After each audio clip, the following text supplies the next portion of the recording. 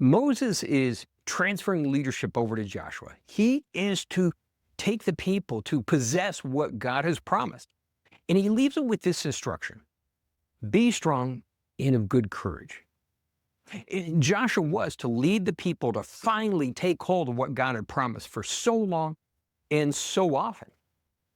And despite the fact they had complete assurance from God, he was giving them the victory, some of the challenges were intimidating.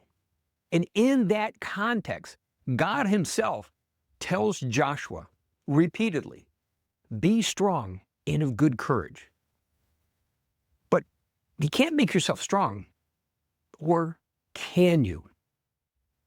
Now, why is this important for you and I?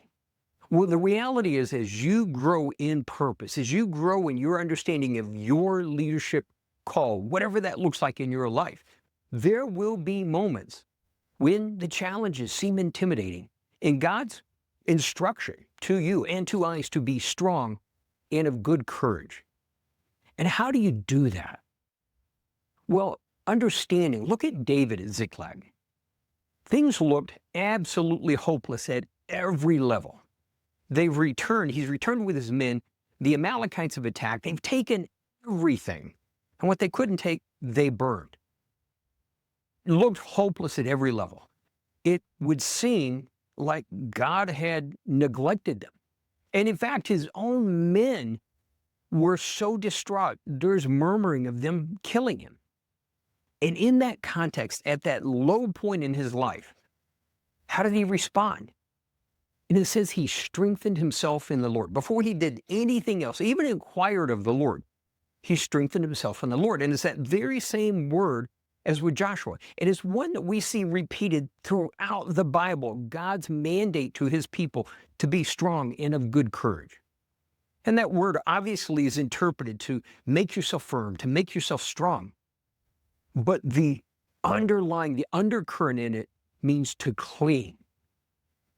What does that mean?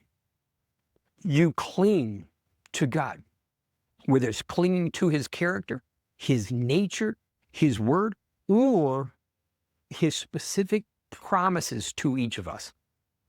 And in fact, his promises, both written and individual, both general and unique, carry not just weight, but value. In fact, in a Hebrew perspective, to take what God has declared over you and to just respond passively to it is to both dishonor what God has said and to dishonor God himself. Think about it this way with Esau. Esau didn't take his birthright seriously. He allowed Jacob to trick him out of it. And a birthright was an important thing. As the firstborn, it was supposed to have tremendous value. It was something for you to honor. And what we see is God says, Jacob I have loved and Esau I have hated.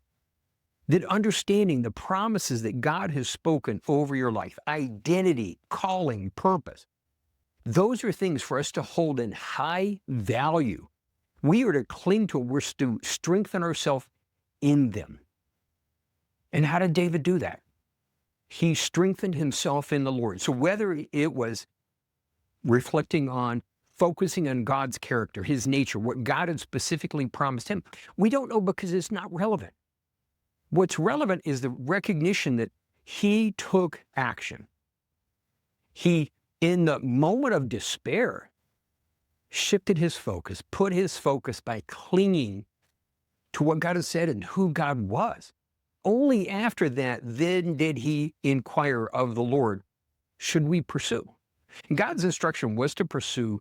They recovered everything, and they recovered a great reward in the process. But again, for you and I, it's that recognition that as you progress, as you elevate, as you mature, the challenges will get larger. They'll get more intimidating. But the reality is, the victory is exactly the same. But it is that mandate that God calls us to both honor what he has said over us and to make ourselves strong. And how do you do that? You literally do it by clinging to who God calls you. God's promises, his character, his nature, his goodness, his generosity. And to do anything less is to dishonor what he has said and to dishonor him.